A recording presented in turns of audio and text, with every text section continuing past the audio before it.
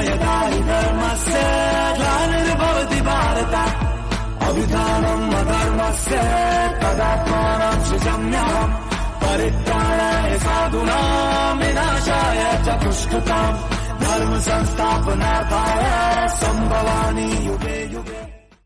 जय जगन्नाथ दोस्तों, आप सभी का हार्दिक स्वागत है आपके अपने चैनल सनातन चर्चा पर। आपने भगवान श्री जगन्नाथ जी के विषय में एक बात तो अवश्य सुनी होगी कि स्नान यात्रा के पश्चात हमारे प्रभु जगन्नाथ जी 14 दिन के लिए बीमार पड़ जाते हैं। लेकिन ये कैसे भगवान हैं जो बीमार हो जाते हैं? वास्तव में भगवान के विषय में तो ये कहा जाता है कि वो अपने भक्तों को जरा, जन्म, मृत्यु और व्याधि इन सब से मुक्ति दिलाने वाले हैं। लेकिन वो भगवान फिर बीमार खुद कैसे पड़ सकते हैं? तो आइए इस विषय में आज हम भगवान श्री जगन्नाथ जी के बारे में चर्चा करते हैं। तो श्री जगन्नाथपुरी धाम में भगवान श्री जगन्नाथ जी के एक श्रेष्ठ भक्त रहा करते थे जिनका नाम था बाबा माधव दास जी।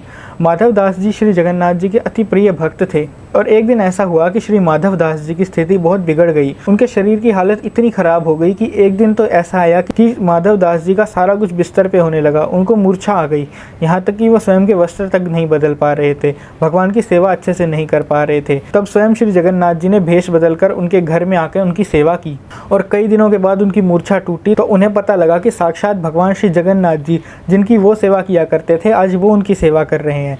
तब उन्होंने भगवान श्री जगन्नाथ जी से प्रश्न किया कि हे प्रभु, आप मेरी सेवा क्यों कर रहे हैं? वास्तव में मैं आपका सेवक हूँ, मुझे आपकी सेवा करनी चाहिए, लेकिन आप मेरी सेवा क्यों कर रहे हैं? तब भगवान श्री जगन्नाथ जी ने उनको कहा कि तुम्हारी स्थिति इतनी बिगड़ी हुई है इसलिए मुझे तुम्हारी सेवा करने आना पड़ा, क्योंकि भगवान अपने भक्तों का कष्ट तनिक भी नहीं देख सकते।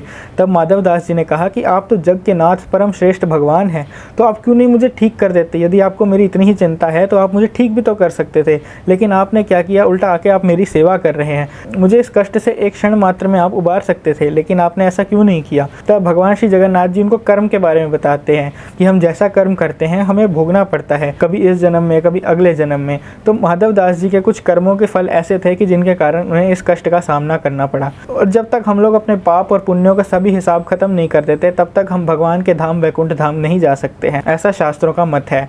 तो भगवान श्री जगन्नाथ जी चाहते थे कि उनके भक्त माधव दास जी इस जन्म के बाद उनके पास श्री वैकुंठ धाम में चले जाएं। इसी कारण से भगवान ने माधव दास जी को इस कष्ट से उबारा नहीं था, अपितु उन्हें सहने दिया था। हमें भी भगवान कई बार ऐसे कष्ट देते हैं, वो वास्तव में इसलिए होते हैं ताकि हमारे पाप और पुण्यों के हिसाब खत्म हो सके। भगवान हमें अपने पास बुलाना चाहते हैं, लेकिन हम लोग उल्टा भगवान को ही दोष देने लगते हैं कि भगवान ने हमारे साथ ऐसा क्यों किया, वैसा क्यों किया, उसके साथ तो अच्छा हो रहा है, वो तो कितना पापी व्यक्ति है। वास्तव में हमें ये समझना चाहिए कि भगवान ने हमें कष्ट देके हमारे पापों को खत्म किया है और उसको भगवान जो सुख दे रहे हैं ना, वास्तव में उसके पुण्यों का क्षय हो रहा है, उसके पुण्य नष्ट हो रहे हैं और इसके बाद उसके जीवन में उसके पापों का फल उसे भोगना अवश्य पड़ेगा। तो ये सारा सिद्धांत भगवान ने श्री माधव दास जी को समझाया और उसके बाद ये भी बताया कि अभी 15 दिन के लिए तुम्हारा कष्ट और शेष है, लेकिन भगवान तो अति कृपालु हैं। जैसा कि हमने पहले भी चर्चा की, अपने भक्तों का कष्ट नहीं देख सकते। उन्होंने माधव दास जी का 15 दिन का ताप, 15 दिन का कष्ट अपने ऊपर ले लिया और भगवान स्वयं बीमार हो गए। वास्तव में भगवान बीमार नहीं होते, ये पर ब्रह्म का ताप है जो कि अपने भक्तों का ताप हरने के लिए स्वयं पर ताप ले लेते हैं। इसलिए श्री जगन्नाथ जी का शरीर जो है तपता है, वे बीमार हो जाते हैं। और ये लीला भगवान के प्राकट्य उत्सव यानी स्नान यात्रा। स्नान यात्रा क्या होता है हमने पिछले वीडियो में चर्चा की थी, अगर आप नहीं जानते तो ऊपर आई बटन पर क्लिक करके देख सकते हैं।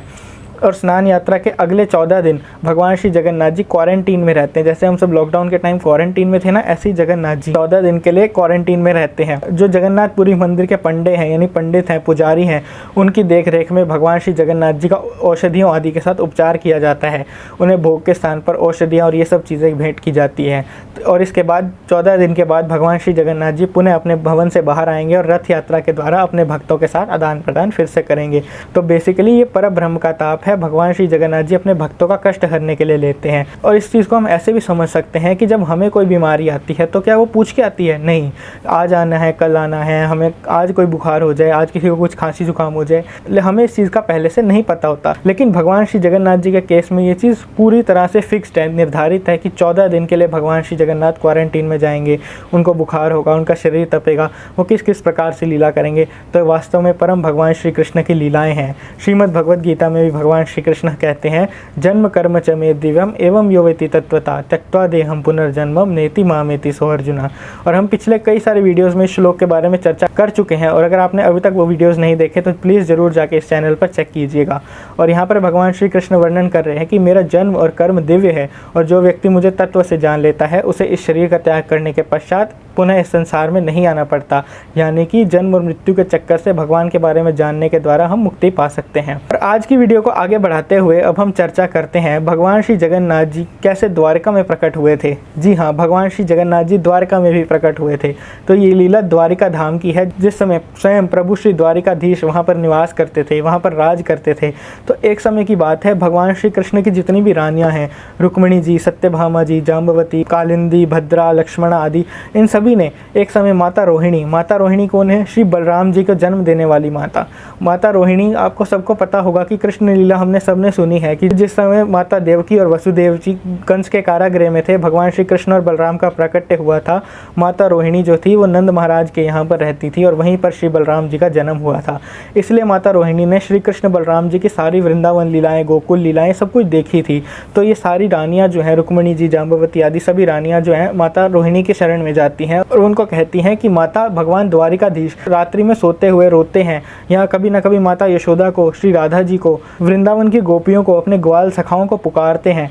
सारा समय उनके चिंतन में मग्न रहते हैं। द्वारका में प्रत्येक प्रकार का ऐश्वर्य है, लेकिन फिर भी उस वृंदावन धाम की ऐसी क्या महिमा है, क्या महिमा उस वृंदावन के लोगों की, श्री राधा जी की, यशोदा माता की, कि जो भगवान श्री द्वारकाधीश सब ऐश्वर्यों से ऊपर उन्हें समझते हैं।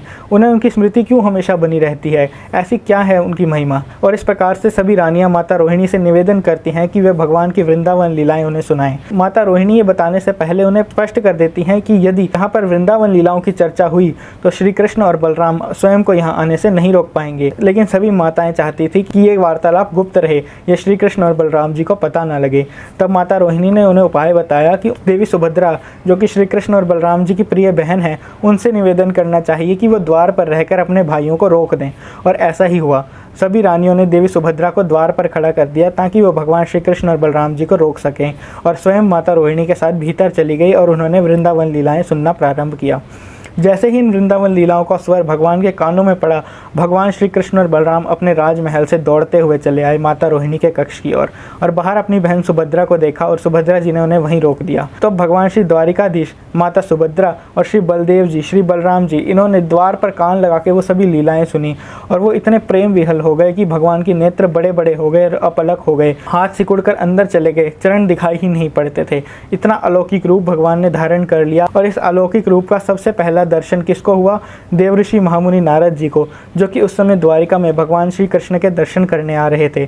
और उन्होंने जब इस स्वरूप को देखा तो वे अति आनंदित हो गए और बहुविधि भगवान श्री जगन्नाथ जी की स्तुतियां करने लगे। और भगवान इतने प्रसन्न हो गए, उन्होंने नारद जी को वरदान मांगने के लिए कहा। तब नारद जी देखो कितने कृपालु हैं, वो सभी भक्तों का हित करना चाहते थे, और उन्होंने भगवान से कहा कि हे भगवान, जो रूप आपने मुझे आज दिखाया है, इस स्वरूप के दर्शन प्रत्येक भक्त को कराना। तब भगवान श्री कृष्ण ने उन्हें वरदान दिया कि कलयुग के लोगों के उद्धार के लिए मैं इसी स्वरूप को पुनः प्रकट करूंगा, और तब सभी भक्तों को इसके दर्शन होंगे। और इसलिए नारद जी की कृपा से हमें भगवान श्री जगन्नाथ जी के दर्शन सुलभ हो सकते हैं।